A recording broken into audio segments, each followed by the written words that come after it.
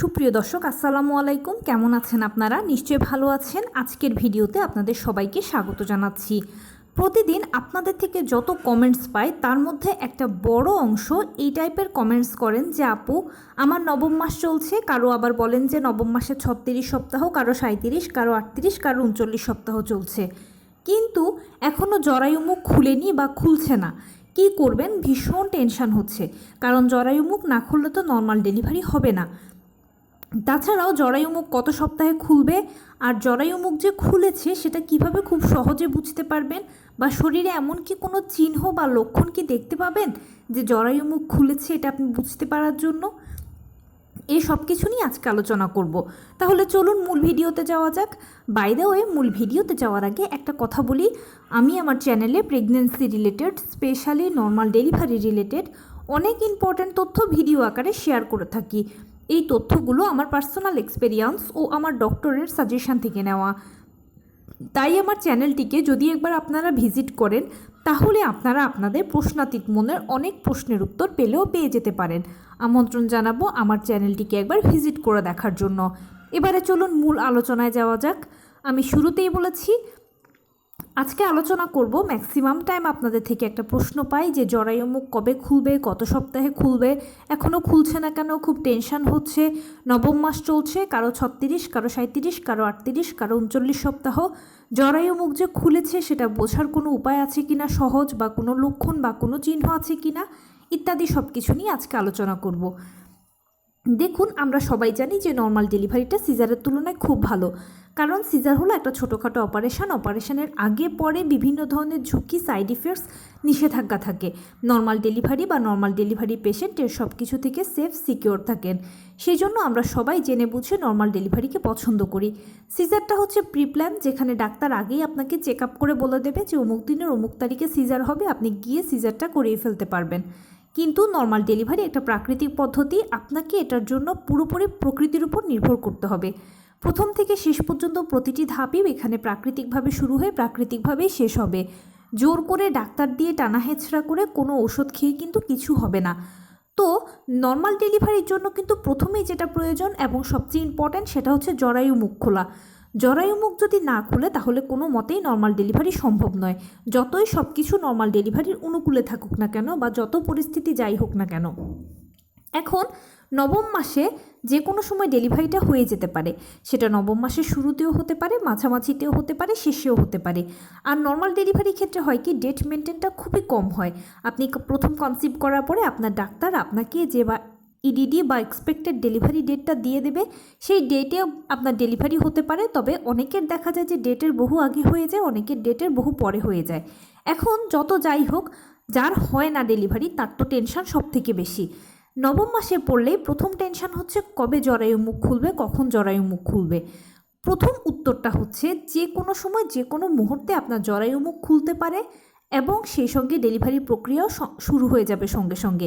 এখানে স্পেসিফিক বলা যাবে না যে অমুক দিনের অমুক তারিখে আপনার জরায়ু মুখ খুলবে বা অমুক সপ্তাহে জরায়ু মুখ খুলে, এটা বলা যাবে না, কারণ নর্মাল ডেলিভারি প্রাকৃতিক পদ্ধতি।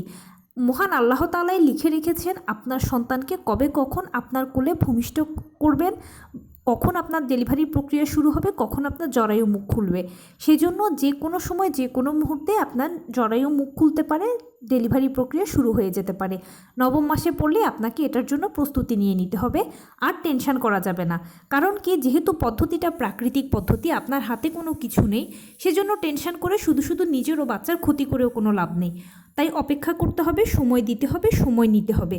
আর অবশ্যই মনে রাখবেন, জরায়ু মুখ তখনই খুলবে যখন আপনার ডেলিভারি প্রক্রিয়া শুরু হওয়ার সময় হবে। আপনার সন্তান জন্ম হওয়ার যখন সময় হবে ঠিক তখনই আপনার জরায়ু মুখটা খুলবে। আর জরায়ু মুখটা একবার যখন খুলবে তার মানে হচ্ছে ডেলিভারি প্রক্রিয়াও শুরু হবে। জরায়ু মুখ যে খুলেছে সেটা আপনি বুঝবেন কিভাবে? সেটা বোঝার সবচেয়ে সহজ উপায় হচ্ছে আপনার পিরিয়ড শুরু হয়ে যাবে। আমাদের পিরিয়ডের প্রথম দিন যেরকম হালকা বাদামি বা হালকা গোলাপি বর্ণের ছোপ ছোপ ব্লাড, বা যেরকমই যার ব্লাড যায় না কেন, এক্স্যাক্ট পিরিয়ডের প্রথম দিন এখানেও ঠিক সেরকমই পিরিয়ডের প্রথম দিনের মতোই ব্লাড যেতে শুরু করবে। যখন আপনি এটা দেখতে পাবেন, নিশ্চিত করছি পুরো নবম মাসে এটা আপনি কখনোই দেখতে পাবেন না, শুধুমাত্র যখন আপনার ডেলিভারি প্রক্রিয়া শুরু হবে ঠিক তখনই আপনি দেখবেন যে এই পিরিয়ডটা শুরু হয়ে গেছে আপনার। যখনই এই পিরিয়ডটা শুরু হয়ে যাবে তার মানে জরায়ু মুখও খুলতে শুরু করে দিয়েছে। কারণ কি, গর্ভের ভেতরে বাচ্চা পানির মধ্যে ভেসে থাকে, আর ওই জরায়ু মুখটা তখন এরকম মিউকাস প্লাগ বা থকথকে সাদা সাদা উজ্জ্বল বর্ণের স্রাব দিয়ে আটকানো থাকে। তো সেই জন্য যখন আপনার প্রক্রিয়া শুরু হয় ঠিক তখনই ওই স্রাবগুলোর সাথে একটু একটু করে ব্লিডিংও হয়, মানে হালকা বাদামি বা হালকা গোলাপি বর্ণের। তার মানে জরায়ু মুখও খুলতে শুরু করে দিয়েছে, আপনার ডেলিভারি প্রক্রিয়াও শুরু হয়ে গেছে। এটা প্রথম ধাপ। এভাবে হতে হতে একটা পর্যায়ে দেখবেন আস্তে আস্তে পানি ভাঙবে, পানি ভাঙার পরে আপনার পেইন আসবে, এরপরেই ডেলিভারিটা হয়ে যাবে। তাই জরায়ু মুখ খুলেছে এটা বোঝার সহজ উপায় হচ্ছে পিরিয়ড শুরু হয়ে যাওয়া, আর পিরিয়ড শুরু হয়ে যাওয়া মানে হচ্ছে জরায়ু মুখ একটু একটু খুলতে শুরু করে দিয়েছে। মোটামুটি যখন আপনি দেখেন যে পিরিয়ডটা স্টার্ট হয়েছে তখন জরায়ু মুখ আধা ইঞ্চির থেকেও কম খুলে গিয়েছে। এবারে অনেকে প্রশ্ন করেন যে জরায়ু মুখ খোলার জন্য আমি কি করতে পারি। যেহেতু পদ্ধতিটা প্রাকৃতিক, আপনার হাতে এখানে কিছুই নেই, কিন্তু আবার একেবারে নেই যে সেটাও নয়। আপনাকে এজন্য প্রাকৃতিকভাবে প্রস্তুতি নিতে হবে। তো প্রাকৃতিকভাবে আপনি কি করবেন, আপনি নিয়মিত হাঁটাচলা করবেন, টুকটাক কায়িক শ্রম করবেন, লো কমেটটা ব্যবহার করবেন। প্রতিদিন নিশ্চিত করবেন যে একেবারে সকালবেলা ঘুম থেকে উঠে 30 মিনিট হাঁটাচলা করার পাশাপাশি বাটারফ্লাই স্টাইলে বসে থাকবেন। ছবিতে দেখানো স্টাইলটা হচ্ছে বাটারফ্লাই স্টাইল। এরপরে দুপুরে খাবারের পরে কিছুক্ষণ হাঁটাচলা করে বাটারফ্লাই স্টাইলে বসে থাকবেন। রাতের বেলা খাবারের পরে কিছুক্ষণ হাঁটাচলা করে বাটারফ্লাই স্টাইলে বসে থাকবেন। লো কমেটটা ব্যবহার করবেন। সারাদিনে আপনি যা যেরকম কাজকর্ম করেন না কেন তার মধ্যে যেন হালকা ফুলকো টুকটাক কায়িক শ্রম থাকে সেটা আপনাকে নিশ্চিত করতে হবে। আর নিয়মিত পুষ্টিকর খাবার খাবেন। নিশ্চিত করবেন আপনি যা যেরকম খাবার খাচ্ছেন প্রতিদিন সকল ভিটামিন, মিনারেলস, ক্যালসিয়ামগুলো যেন ঘুরে ফিরে আপনার বডিতে যায়, আপনার থেকে বাচ্চা পায়। 12 থেকে 14 গ্লাস পানি অবশ্যই আপনাকে পান করতে হবে। পাশাপাশি ডাক্তারের দেওয়া আয়রন, ভিটামিন, ক্যালসিয়াম ওষুধগুলো নিয়মিত সেবন করতে হবে। ভালো মন্দ ডাক্তারের সাথে যোগাযোগ করবেন। That's it. আপনার কাজ হচ্ছে এতটুকুই করা। প্রথম থেকে যদি কেউ এই প্রিপারেশনটা নিয়ে থাকেন তাহলে ইনশাল্লাহ তাকে আশা করছি আর জরায়ুর মুখ খোলা বা ডেলিভারি প্রক্রিয়া শুরু হওয়া নিয়ে কোনো টেনশন করতে হবে না। কারণ পদ্ধতিটা একটা প্রাকৃতিক পদ্ধতি, আর যেহেতু এটা প্রাকৃতিক পদ্ধতি সেজন্য আপনার প্রস্তুতিটাও নিতে হবে প্রাকৃতিকভাবে। আপনি যদি এই প্রাকৃতিক প্রিপারেশনটা নিতে পারেন তাহলে ডেলিভারি নিয়ে আর টেনশন করার প্রয়োজন হয় না। বডির কাজ বডিই করে। আরেকটা কথা মনে রাখবেন যে এই বডিটা নিয়মিত একটা ব্যায়ামের উপরে থাকে। সেই বডিতে সময় মতোই জরায়ুর মুখ খুলে সময় মতোই ডেলিভারি প্রক্রিয়া শুরু হয়, এবং ডেলিভারির প্রতিটি ধাপ বডিটা ইজিলি সহ্য করে নিতে পারে। কিন্তু যারা একটু কুড়েমি স্বভাবের অথবা মনে করেন যে একটু হাঁটাচলা কম করেন, শুয়ে বসে থাকাটাকে বেশি পছন্দ করেন, ডিভাইস বর্তমানে আমরা বেশি সময় দিই, এভাবে যদি শুয়ে বসে দিন কাটান তাহলে আপনার নর্মাল ডেলিভারির চান্স কম।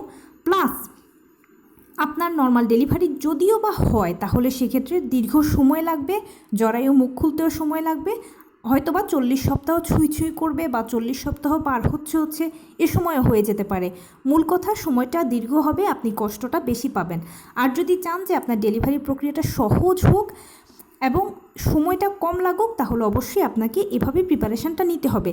যারা গর্ভাবস্থার শুরু থেকে প্রিপারেশানটা নিয়ে থাকে তাদের ডেলিভারিটা অনেক স্মুথ হয়। যারা সেকেন্ড ট্রাইমেস্টার বা থার্ড ট্রাইমেস্টার থেকে প্রিপারেশানটা নেয় তাদের ক্ষেত্রেও ডেলিভারিটা সহজ। এখন কেউ যদি আজকে প্রথমবার এই ভিডিওটা দেখে থাকেন এবং জেনে থাকেন এই বিষয়টা সম্পর্কে, তাহলে আপনার উচিত হবে এই মুহূর্ত থেকেই চেষ্টা করা। হয়তোবা সুফল পেলেও পেতে পারেন। তো এই ছিল আজকের ভিডিও। কেমন লাগলো বলুন। যদি ভালো লেগে থাকে ও হেল্পফুল হয়ে থাকে তাহলে প্লিজ লাইক, কমেন্ট, শেয়ার করতে একদম ভুলবেন না। আর সেই সাথে আমার চ্যানেলটিকে সাবস্ক্রাইব করার বিনীত অনুরোধ রইল। পাশে থাকা বেল আইকনটি ক্লিক করে দেবেন যেন আমি ভিডিও আপলোড করার সাথে সাথে আপনারা নোটিফিকেশান পেয়ে যান। যদি কোনো প্রশ্ন থাকে কমেন্টসে জানাবেন, আমি রিপ্লাই দেব। প্লাস যদি কোনো পরামর্শ থাকে যে কোন বিষয়ের উপরে ভিডিও বানালে আপনারা উপকৃত হবেন সেটাও জানাবেন। আমি আপনাদের পছন্দের সর্বোচ্চ প্রায়োরিটি দেব। ভালো থাকবেন, সুস্থ থাকবেন। আসসালামু আলাইকুম।